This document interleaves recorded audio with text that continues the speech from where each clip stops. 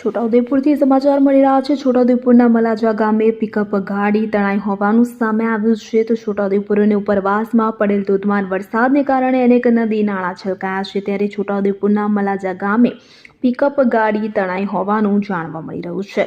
તો પિકઅપ ગાડીને 1 કલાકની મહામુસીબતે ક્રેન વડે બહાર કાઢવામાં આવી છે। તો મલાજા ગામ કે જ્યાં કોતરમાં અચાનક પાણી આવતા પિકઅપ ગાડી ડૂબી હતી, તો સદનસીબે કોઈ જાનહાનિના સમાચાર સામે આવ્યા નથી।